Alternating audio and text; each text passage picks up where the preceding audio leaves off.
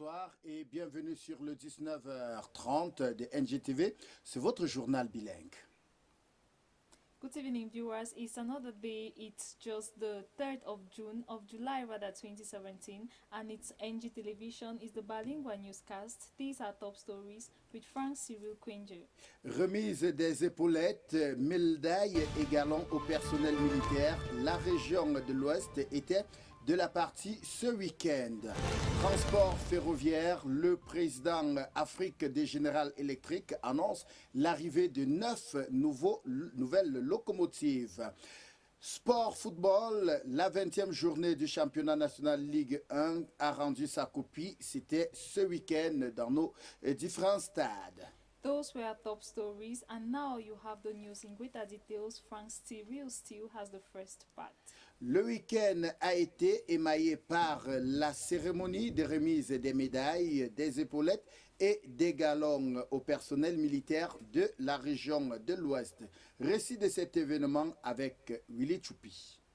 L'heure était à la fête ce samedi 1er juillet à la place des fêtes de Bafoussam, à l'occasion de la cérémonie de remise des décorations, épaulettes et galons au personnel militaire de la région de l'Ouest. Une cérémonie riche en couleurs, présidée par le gouverneur de la région de l'Ouest, Awa Augustine Fonka, qui a remis au nom du président de la République des médailles de l'Ordre national de la valeur, de l'Ordre du mérite camerounais, du mérite de la force publique et bien d'autres aux heureux récipiendaires. Je suis débordée de joie, les mots me manquent, mais faire une carrière dans l'armée, ce n'est pas chose facile. Et je dois passer par beaucoup d'étapes pour être ce que je suis aujourd'hui. S'en est suivi la remise des épaulettes aux officiers, puis des galons aux sous-officiers, gendarmes et militaires. Le tout agrémenté par des cris de joie et de fierté des proches venus apporter leur soutien aux élus du jour qui ont choisi de servir la patrie et qui l'ont brillamment fait. Un chef, c'est beaucoup d'étapes.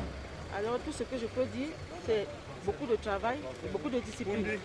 Je profite pour remercier la hiérarchie, mes amis, un merci particulier au Seigneur Tout-Puissant et mes encadreurs. C'est donc dans une ambiance agrémentée de youyou, des familles venues nombreuses, que c'est clôturé par un défilé militaire, la dite cérémonie.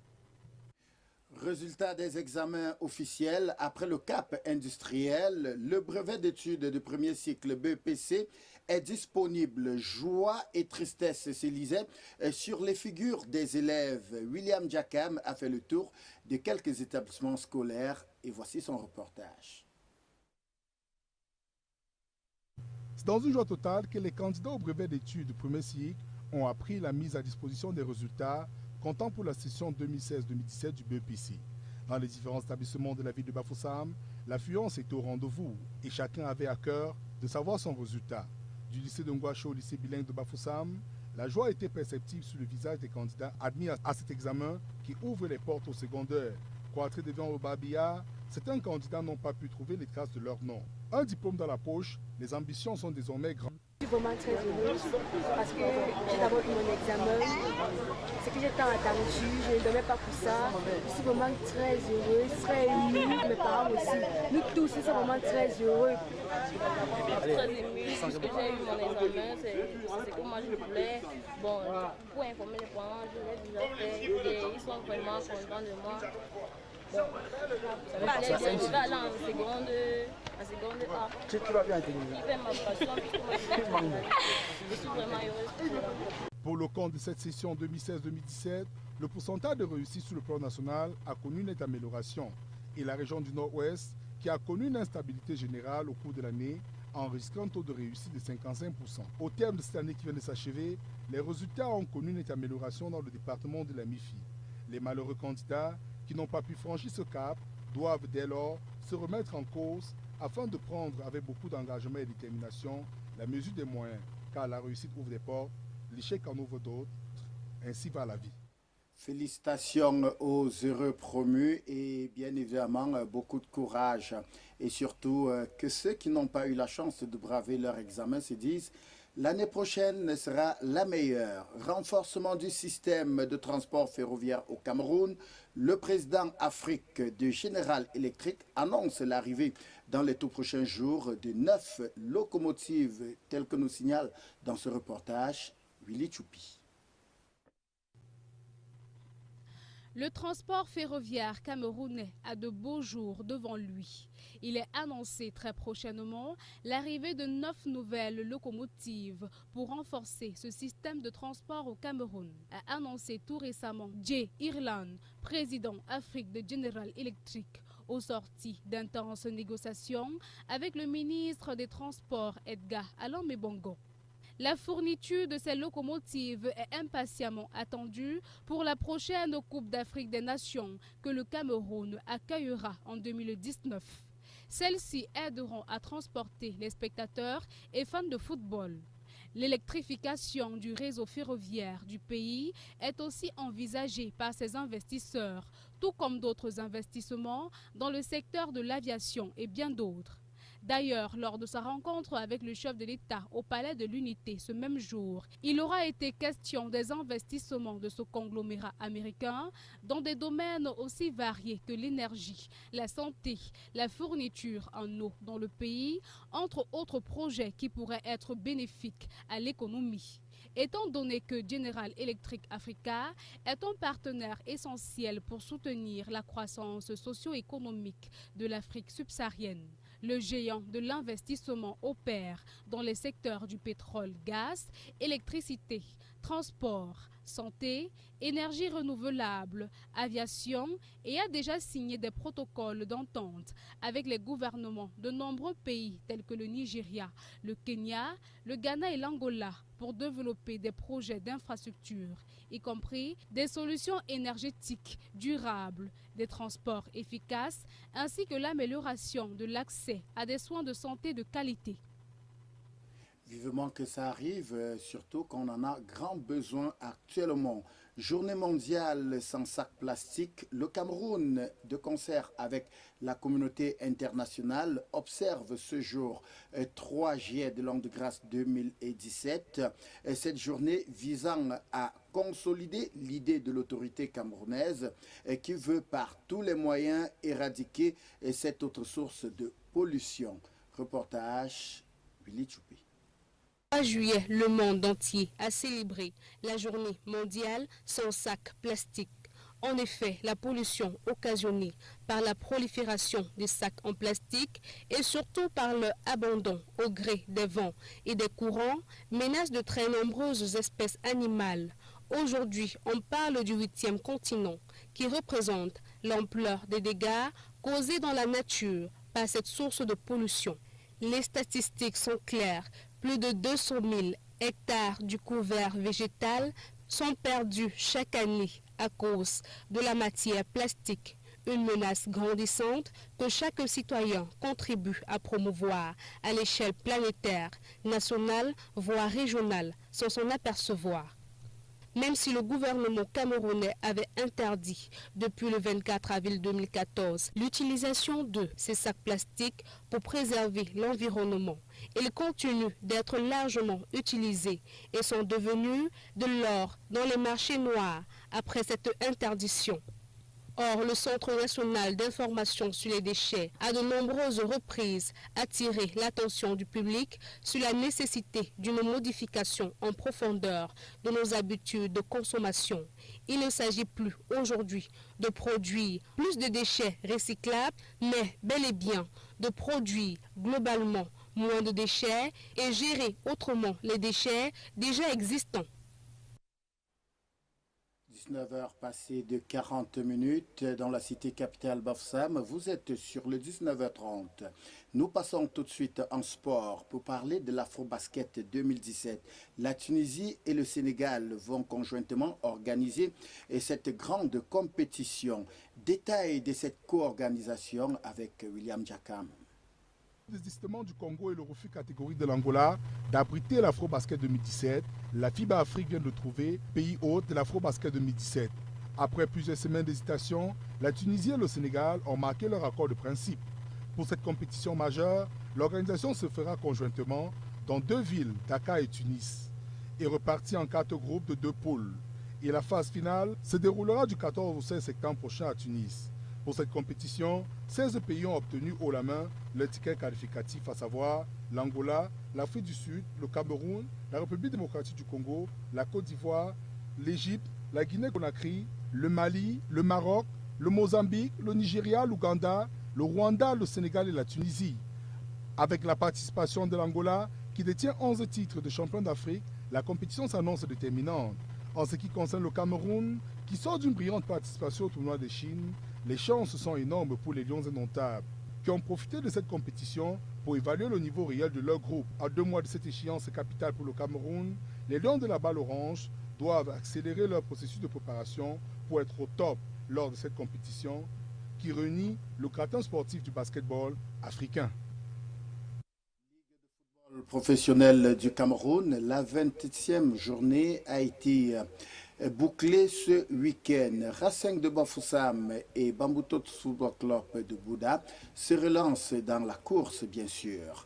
Alors, nous avons le bilan de cette 20e journée dans ce reportage de William Diakam, une fois de plus.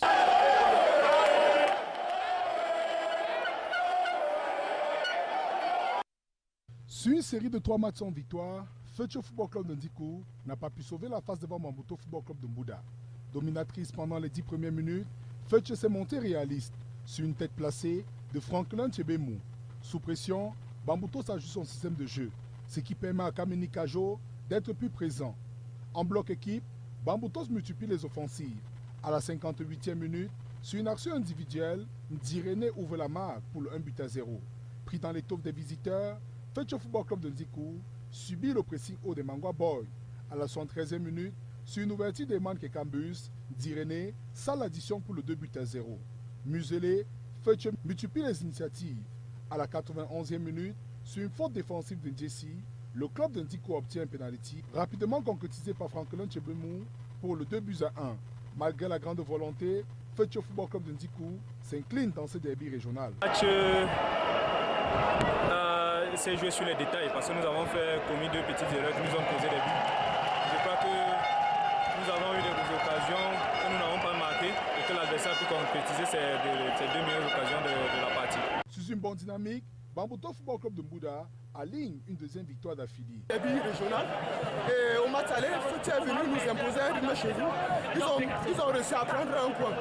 Bon, aujourd'hui on s'est dit que bon, quand même Bambutos, depuis un certain temps, est dans un rythme ascendant. Donc il fallait qu'on vienne d'amener le point chez eux. Ce qui a été fait cet après-midi. En plat de résistance, le Racing de Bafoussam s'est imposé avec brio, 3-2 sur UMS de Loum. Actif dans le jeu, le club du Mungo trouve le chemin de but en premier par l'entremise de Ndjumbisi à la 32e minute. Soutenu par le public, le Racing de Bafoussam revient au score par une frappe sèche de Nanangongang à la 48e minute. De retour des vestiaires, le TPO grimpe en intensité. Virevoltant sur le flanc droit, Fabrice Essama met en difficulté la charnière défensive de UMS de Loum. À la 50e minute, sur une frappe cadrée de 40 mètres, Mung bat le portier de UMS. 9 minutes plus tard, sur une offrande d'Essama, Wamba Eric inscrit le 3e but. Mené au score 3-1, Guy Bertin Djebnan ajuste son système de jeu et permet à sa ligne d'attaque d'être plus mobile. À la 91e minute, sur un centre de Willy Namendi, Jude Kony réduit le score pour le 3-2.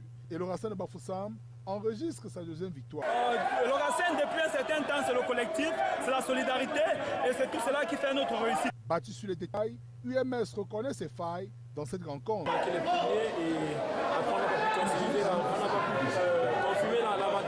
Pour cette 20e journée, 21 buts ont été inscrits pour 5 victoires à 3 nuls. À Bafang, dans le jeu des extrêmes, Lyon blessé de Foutouni s'est imposé 1-0 sur le leader Edin Football Club de la Liki. Le Racing de Bafoussam a eu raison de UMS de Loum 3-2. Astre de Douala a été concours partage de points face à Unisport du Honkam, 1 but partout. Stade Renard de Melon a coupé la proie 1 but partout face au Canon de Yaoundé. De même que l'Union de Douala et APG Zonfou qui ont fait jeu égal 2 buts partout. Fetcho Football Club de Ndikou s'est incliné face à Bambuto Football Club de Mbouda 2-1. Dragon de Yaoundé a imposé une domination franche à l'Aigle Roi de la Ménois 2-1. Yon Sport Academy s'en sort victorieux dans le duel face à New Stade de Douala 1-0. À 14 journées de la fin du championnat, les équipes ambitieuses multiplient les initiatives pour sauver leur saison et pourquoi pas tutoyer le titre de champion du Cameroun. C'est ici que s'achève la première partie de votre 19h30, mesdames et messieurs. Nous prenons la deuxième avec tout de suite et maintenant Nicole Taï. Bonsoir.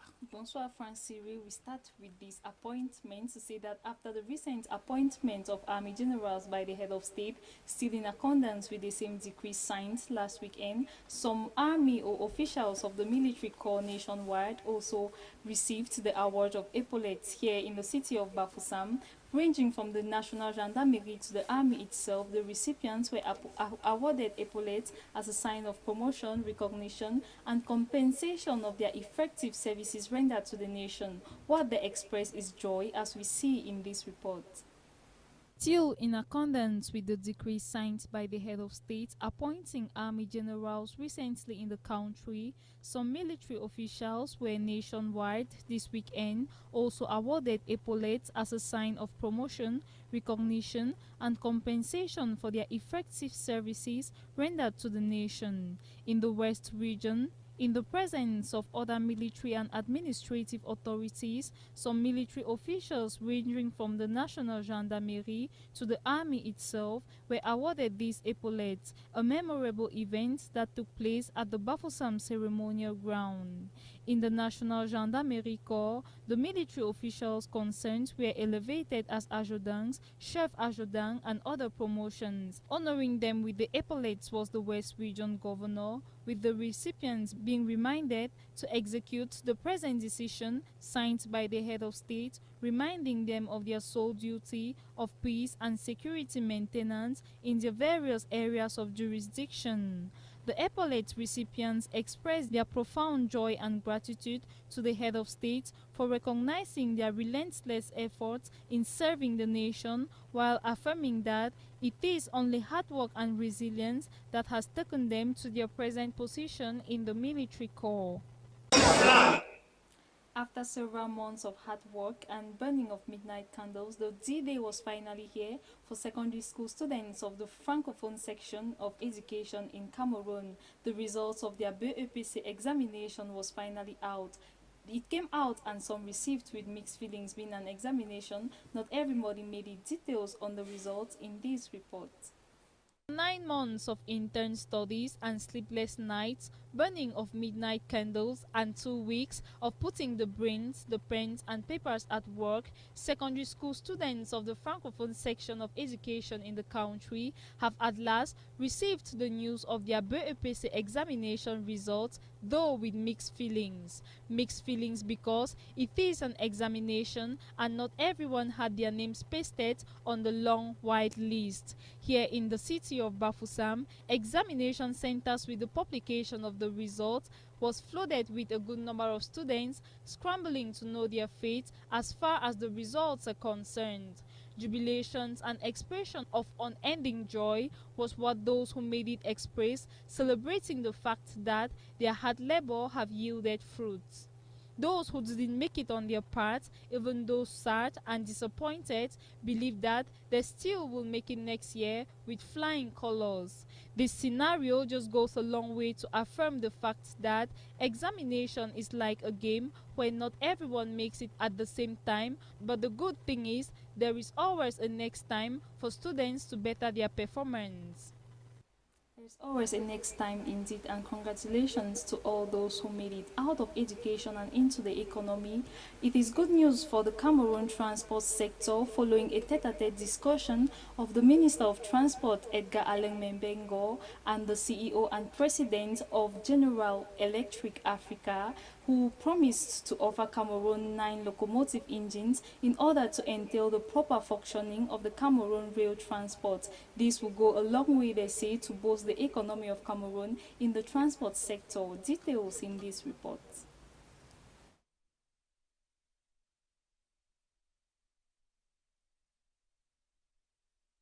and Cameroon's Transport Minister Edgar Alain Mebengo that Cameroon will be offered by the General Electric Company 9 locomotive engines for the proper functioning of the rail transport. Apart from this gigantic offer, the CEO of the GE also discussed with Transport Minister the various projects which can be done in the transport sector, talking about the rail as well as aviation. In rail, the company president says they look forward to providing 9 locomotives for the upcoming African Cup of Nations, an offer that would help transport spectators around to watch the matches. Feeling satisfied about the progress made in the project, the investors are also considering the electrification of the railway network in the country. Being one of the world's leaders in aircraft engines, the General Electric Africa Company is also positive about the ability to support the aviation sector in Cameroon. Worthy of note is the fact that General Electric Africa is an instrumental partner in supporting sub-Saharan Africa's economic growth.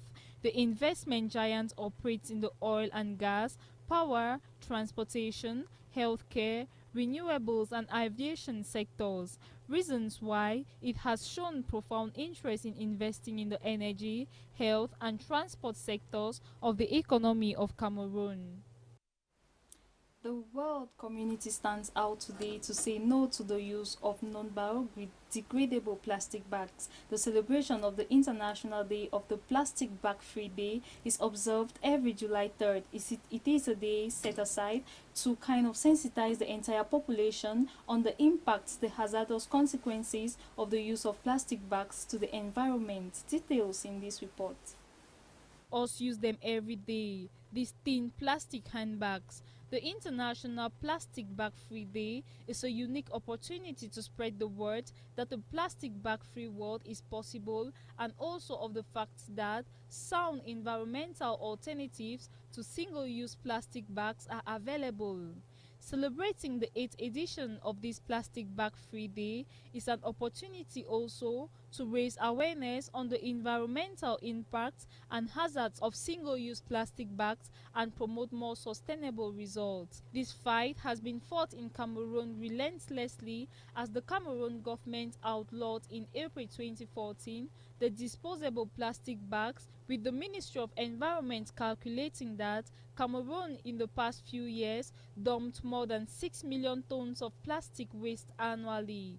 Experts on their part say plastics can stay in nature for up to 1,000 years without breaking down, thereby rendering soils infertile, blocking waterways, choking wildlife and endangering human health.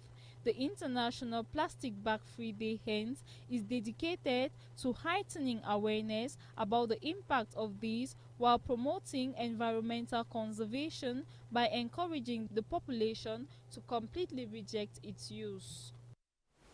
And that is how we saw it on today's edition of our bilingual newscast. A reminder of our top stories with Frank Cyril Quinju. Remise des épaulettes au personnel militaire de la région de l'Ouest. La fête était bien évidemment belle. C'était ce week-end. Sport, football pour sortir, mesdames et messieurs, la 20e journée du championnat national Ligue 1 a remis sa copie ce week-end. Et vous avez eu les détails dans ce journal. Nous portons la voix des techniciens qui se joignent à la nôtre pour vous souhaiter une excellente soirée autant pour moi. Nous vous souhaitons de rester fidèles au programme de NGTV. Bonsoir. Bonsoir Francis, good night everybody, and tomorrow is yet another day.